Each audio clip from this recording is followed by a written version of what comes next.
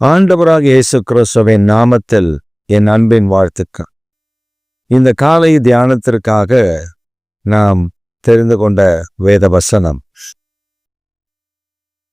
யாக்கோபின் நிருபம் 3ஆம் அதிகாரம் 8ஆம் வசனம். நாவை அடக்க ஒரு மனுஷனாலும் கூடாது, அது அடங்காத பொல்லாங்குள்ளதும் சாவுக்கு ஏதுவான விஷம் நிறைந்ததுமாயிருக்கிறது. நாவை அடக்க ஒரு மனிதனாலும் கூடாது, அது அடங்காததும் பொல்லாங்கினால் நிரம்பினதுமாய் இருக்கிறது. அது இந்த நாவு விஷம் நிறைந்ததாய் இருக்கிறது. பிரியமான கர்த்தருடைய பிள்ளைகளே, நம்முடைய ஆண்டவர் இந்த நாவை தந்திருப்பதின் நோக்கம் அவரை துதிப்பதற்கு. இந்த நாவு பல நேரங்களில் நரம்பு இல்லாததினால் இரட்டை வேடம் போட்டு பேசும். ரெண்டு நாவை போல அது பிரிந்திருந்து பேசும். அந்த நாவின் கீழ் விஷம் இருக்கிறது, விரியன் பாம்பின் விஷம் இருக்கிறது என்று சங்கீதக்காரன் நமக்கு கற்றுக் கொடுக்கிறார். அப்ப நம்முடைய நாவை அடக்கி ஆள கற்றுக்கொள்ள வேண்டும்.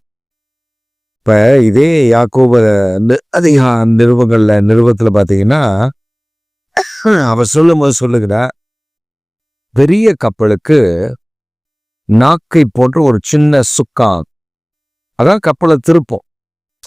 இப்ப இந்த சைடு இந்த கிழக்கு பக்கம் போகணும், மேற்கு பக்கம் போகணும், வடக்கு பக்கம் போகணும், தெற்கு பக்கம் போகணும்னா அந்த கப்பலை சுக்கானை கொண்டுதான் திருப்புவார்கள். அது திரும்பும்.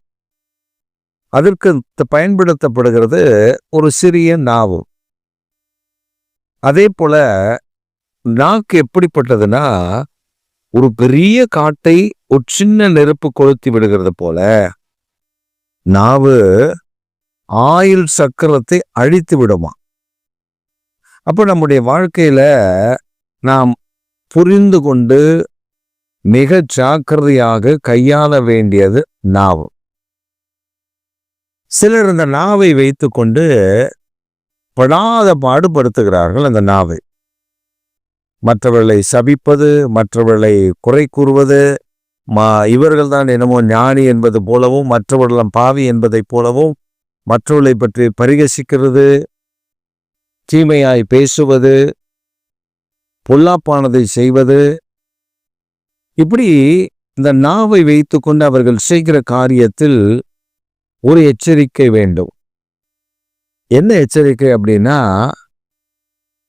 நாம இந்த நாவை வைத்து கொண்டு மனிதர்களை சபிக்கிறது மாத்திரமல்ல, மனிதர்களுக்கு விரோதமாக எழும்புகிறது மாத்திரமல்ல, தேவனுக்கு விரோதமாகவும் பல நேரங்களில் எழும்பி விடுகிறோம். பணக்கார ஊழியக்காரராக இருப்பார், ஏழை ஊழியக்காரர் இருப்பார், அல்லது வரம் பெற்ற ஊழியக்காரராக இருப்பார், வரம் இல்லாத ஊழியக்காரராக இருப்பார், கிருபை உள்ள ஊழியக்காரராக இருப்பார், இல்லை கிருபை இல்லாத ஊழியக்காரராக இருப்பார், அறிவுள்ள ஊழியக்காரர் இருப்பார், அறிவு இல்லாமல் அவர் காரியங்களை செய்கிற ஒரு ஊழியக்காரர் இருப்பார். எந்த நிலையில் எந்த ஊழியக்காரன் அவர் இருந்தாலும் அந்த ஊழியக்காரனுக்கு விரோதமாக நான் தான் பெரிய ஞானி என்பதை போல, எனக்குத்தான் ஆண்டவர் பெரிய பெரிய காரியங்களை அறிவித்திருக்கிறார் என்பது போல நாம் போய் அந்த ஊழியக்காரனுக்கு விரோதமாய் பேசும் பொழுது, குற்றப்படுத்தும் பொழுது, அவனை கீழ்த்தரமாக நடத்தும் பொழுது, நம்மை அறியாமலேயே தேவனுக்கும் நமக்கும் பகை உண்டாக்கி கொள்ளுகிறோம். ஏனென்றால் ஊழியக்காரனுடைய சுதந்திரம் கர்த்தர். நீங்க அந்த ஊழியக்கார இப்படி, இந்த ஊழியக்கார அப்படி, இந்த ஊழியக்கார இந்த மாதிரி, இந்த ஊழியக்கார அந்த மாதிரி, நீங்க எதை வேணா சொல்லலாம். பின்னாடி போய் அந்த ஊழியக்காரனை பற்றி தூஷிக்கலாம், பொல்லாப்பானதை நீங்கள் செய்யலாம், பேசலாம். எந்த ஊழியக்காரனை வேணா இருக்கலாம். நீங்க செய்யல, நானும் ஊழியம் செய்கிறேன், நானும் ஊழியக்காரிதான், ஊழியக்காரன் தான். ஒரு சபையில போய் ஒரு பிரசங்கம் பண்ணிட்டு நானும் ஊழியக்காரன் தான். சில ஆண்டுகளுக்கு முன்பு ஒரு மனிதனை நான் சந்திக்க நேரிட்டது. அவன் நான் நடத்தி கொண்டிருந்த ஒரு சபை ஆராதனைக்கு வந்திருந்தார். வந்தவ சொன்னார், நான் ஊழியம் செய்கிறேன், ஊழியக்காரன் என்று என்னிடத்தில் சொன்னார். சரி பிரதர், அப்ப என்ன செய்யணும்னு கேட்டேன். அவர் சொன்னார், நான் சாட்சி கொடுக்க வேண்டும், நான் சபையாக போய் சாட்சி கொடுக்கிறேன். சரி பிரதர், வெயிட் பண்ணுங்க, சாட்சி நேரம் வரும்பொழுது உங்களை அழைக்கிறேன். இல்லை, எனக்கு ரொம்ப நேரம் வேணும் சாட்சி கொடுக்க, அவ்வளோ நன்மைகளை கர்த்தர் செய்திருக்கிறார். அதான் பிரதர், வெயிட் பண்ணுங்க. ஆராதனை வேளையில ஆராதனை ஒழுங்கு இருக்கிறது, பாடல் ஆராதனை இருக்கிறது, துதி ஆராதனை இருக்கிறது, ஜெபம் இருக்கிறது, காணிக்கை ஆராதனை இருக்கிறது, சாட்சி சொல்லுகிற வேலை இருக்கிறது, அதற்கு பின்பு செய்தி இருக்கிறது. இந்த ஒழுங்கை நிறுத்திவிட்டு நீங்கள் வந்த உடனே உங்க கையில மைக்க கொடுத்து விட முடியாது. அதனால சபையினுடைய ஒழுங்குக்கு நீங்கள் கீழ்ப்படிய வேண்டும். நீங்க சாட்சி கொடுக்கணும்னு விரும்பினால் you have to wait until your time comes. அப்படி ஒரு முறைச்சிட்டு போய் உட்காந்துக்கிட்டார். ஆராதனை முடித்து எல்லாம் முடித்து அந்த செய்தி வேலைக்கு முன்பு சாட்சியின் வேலை வந்தது. சாட்சியின் வேலை பொழுது அவரை அழைத்தேன். அவருக்கு மைக்க கொடுத்தா அவர் பிரசங்கம் பண்ண ஆரம்பித்து விட்டார். சரி, அவர் என்னமோ சொல்ல வருகிறா, சொல்லட்டும் அப்படின்னா அப்ப சொல்றாரு, இந்த ஊழியக்காரெல்லாம் திருட்டு பசங்க, இவனுங்கெல்லாம் யாரு ஊழியத்துக்கு அழைச்சது, படிச்சிருக்கேன்னு சொல்றாங்க, ஆண்டவர் என்னை படிக்காமலே பயன்படுத்துகிறான், எனக்கு அந்த அளவுக்கு கர்த்தர் ஞானத்தை தந்திருக்கிறான், நான் தேவனோட பர்சனல் டச் எனக்கு இருக்கிறது, அப்படி இப்படி நான் ஒரு வாரம் அளந்து அப்படியே அலப்புற பண்ணி விட ஆரம்பிச்சார் கதையை. நான் பார்த்து கொண்டே இருக்கிறேன். 1/2 மணி நேரமானது, 3/4 மணி நேரமும் ஆனது. அவர் முடிக்கிற பாடில்லை. ஜனங்கள் இவருடைய சாட்சியை கேட்க வரவில்லை, ஜனங்கள் கர்த்தருடைய வார்த்தையை கேட்க வந்திருக்கிறார்கள். அன்றைக்கு அவனுக்கு ஏகப்பட்ட பிரச்சனை வந்திருக்கான். இவர் விடுற கதையெல்லாம் நான் ரொம்ப பொறுமையா கேட்டுக்கொண்டே இருந்து பின்பவ முடிக்கிற தருவாயில் வந்து விட்டார். அதற்கு மேல அங்க டைம் இல்லை, நடத்த முடியாது. அப்போது என்னிடத்தில் மைக்கை கொடுத்தார். நான் சொன்னேன், நல்ல சாட்சியை கேட்க கர்த்தர் உதவி செய்தார். அவருடைய அனுபவம் வேறு. ஆனால் ஒவ்வொரு ஊழியக்காரனையும் கர்த்தர் அபிஷேகம் பண்ணி இருக்கிறார் என்பதை அவர் மறந்து விட்டார். ஆரோனை போல அழைக்கப்படாவிட்டால் இந்த கனமான ஊழியத்திற்கு எவரும் மறந்துவிட முடியாது என்பதை மறந்துவிட்டு பேசினார். ஆதலால் அடுத்த முறை அவர் பேசும் பொழுது வார்த்தையில் கவனமாய் பேச வேண்டும்.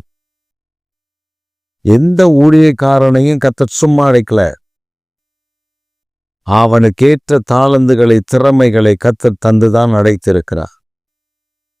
ஒரு சொங்கியா இருந்தால் கூட அவனுக்கென்று ஒரு அபிஷேகத்தை கர்த்தர் வைத்திருக்கிறார். கள்ள ஊழியக்காரர்கள் கள்ளத்தனமாய் நடத்தினவர்கள் நிற்க முடியாது. இந்த கொரோனா காலகட்டத்தில் எத்தனையோ சபைகள் மூடப்பட்டு அந்த சபைகளை நடத்த முடியாமல் போனார்கள். நிறைய பேர் என்னிடத்தில் சொன்னார்கள், எங்கள் சபையை மூட வேண்டியதாயிற்று, நடத்த முடியவில்லை. ஏனென்றால் வாடகை கட்ட முடியவில்லை, பொருளாதாரத்துல நாங்கள் அந்த செலவு பண்ண முடியவில்லை. நான் கேட்டேன், கர்த்தர் உங்களை அழைத்திருந்தாரா? அழைத்திருந்தார். அப்படி என்று மற்றவர்கள் வேலைக்கு போய்விட்டார்கள்.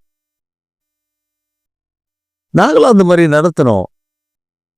வாடகையை கர்த்தர் கொடுத்தா, தேவைகளை சந்தித்தா, ஒருத்தர் இடத்திலே நாங்கள் போய் நிற்கவில்லை. எங்கள் சபையின் மூலமாக பல சின்ன சின்ன உதவிகளை ஏழைகளுக்கு செய்வதற்கு கர்த்தர் அனுக்கிரகம் அந்த பகுதிகள். நான் ஆச்சரியப்பட்டேன் என்று அழைத்தவர் உண்மை உள்ளவர். அப்ப நம்முடைய வாழ்க்கையில் நம்முடைய நாவு முக்கியம். மேடை கிடைத்து விட்டது, மைக்கு கிடைத்து விட்டது, இடம் கிடைத்து விட்டது என்பதற்காக நான் வாய்க்கு வந்தபடியெல்லாம் பேசிவிடக் கூடாது. காரணம், என்னை விட ஒரு தேவ மனிதனை கர்த்தர் அபிஷேகம் பண்ணி அந்த சபையில வைத்திருக்கிறார் என்றால் அந்த மனிதனுக்குத்தான் அந்த சபையை குறித்து அறிவு தெளிவு இருக்கும். இதை நான் அல்ல, பெரிய பெரிய ஜாம்பவான்கள் ஊழியக்காரர்கள் அதை நிறைவேற்றி இருக்கிறார்கள். அப்படி பெரிய பெரிய ஊழியக்காரர்கள், சில நேரங்களில் பெரிய பிரபலமான ஊழியக்காரர்கள் எல்லாம் சில ஆராதனையில போய் அந்த போதகர் என்ன பேசுகிறா, அவர் எனக்கு ஏதாகிலும் வார்த்தை தீர்க்க தரிசனமாய் ஏதாகிலும் வார்த்தை எனக்கு கடந்து வருகிறது என்று காத்திருந்த காரியங்கள் கூட அவர்கள் சாட்சியாக அறிவித்திருக்கிறார்கள். ஒருவரையும் அற்பமாய் எண்ணிவிடாதிருங்கள். உங்கள் நாவை காத்து கொள்ளுங்கள். குறை கூறுகிற மனிதனாய் நீங்கள் இருப்பீர் என்றால் இன்றைக்கு மனம் திரும்பி விடுங்கள். இல்லை என்றால் கர்த்தருடைய கோபம் உங்களுக்கு மாத்திரமல்ல, உங்கள் தலைமுறை குடும்பத்தை அழித்துவிடும். அதற்கு நிறைய வேத வசனங்களை நான் உங்களுக்கு காண்பிக்கலாம். அதற்கான நேரம் எனக்கு இல்லை. ஆனால் உங்கள் நாவு துதித்தலும் கர்த்தரை உயர்த்துதலும் மேன்மைப்படுத்துதலுமான நாவாய் மாற வேண்டும். சவுல் தாவீதுக்கு நிறைய தீமைகளை செய்தாலும், தாவீதை கொல்லக்கூடிய சூழ்நிலை சவுலுக்கு வந்த பொழுது தாவீதை கொல்லுவதற்கு அவன் பிரயாசப்பட்டாலும் தாவீதை கர்த்தர் காத்து கொண்டே வந்தார். ஆனால் தாவீதுக்கு சவுலை கொல்லக்கூடிய தருணங்கள் வந்த பொழுது அவன் சொன்ன ஒரு காரியம் என்ன தெரியுமா? அவர் தேவனால் அபிஷேகம் பண்ணப்பட்டவர், நான் எப்படி அவர் மேல் கை வைப்பேன்? அவன் கர்த்தரால் விடப்பட்ட பொல்லாத ஆவி அவனுக்குள்ள இருப்பதை தாவீதுக்கு தெரியும். ஆனால் தாவீது சொல்லுகிறார், ஒரு காலத்தில் அந்த மனிதனை அபிஷேகம் பண்ணினாரே கர்த்தர். இன்றைக்கு கர்த்தர் உங்களுக்கும் அப்படித்தான். நீங்கள் மற்றவர்களை தாராளமாய் குறை கூறுகிறீர்கள். எச்சரிக்கையாயிருங்கள். அது உங்களை மாத்திரம் பாதிக்காது, உங்கள் ஒருவரை மாத்திரம் அது பாதிக்காது, உங்கள் தலைமுறை முழுவதும் அது பாதித்துவிடும்.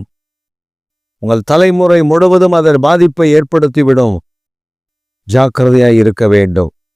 ஏன் எனக்கு இந்த ஆசீர்வாதம் இல்லை, ஏன் எனக்கு இந்த நன்மை இல்லை, ஏன் என்ன ஆண்டவர் உயர்த்தவில்லை, ஏன் எனக்கு இப்படிப்பட்ட காரியங்கள் நடக்கவில்லை என்று நாம் புலம்புகிற காரியங்கள் உண்டு.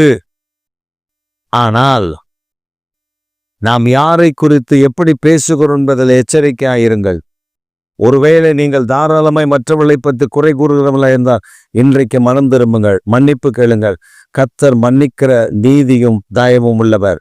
ஆகாப்பு தீமை செய்த பொழுது தேவனிடத்துல மன்னிப்பு கேட்டான்.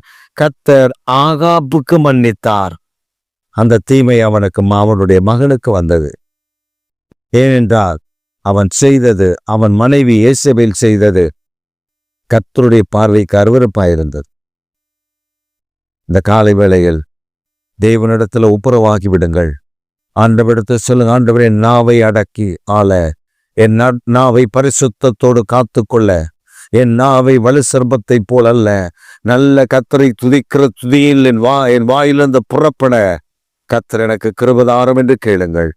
அவர் உங்கள் வாழ்க்கையை துதிக்கிற வாழ்க்கையாய் மாற்றி விடுவார். சத்ரு உட்புகுதல் இல்லாத வாழ்க்கையை மாற்றி விடுவார். தேவன் ஆசீர்வதிக்கிற வாழ்க்கையை மாற்றி விடுவார். கர்த்தருடைய மகிமையின் பிரசன்னம் உங்களுக்குள்ள வெளிப்பட ஆரம்பித்து விடும். உங்கள் மூலமாய் எடுப்புதலை கடந்து வர செய்வார். ஆமென்.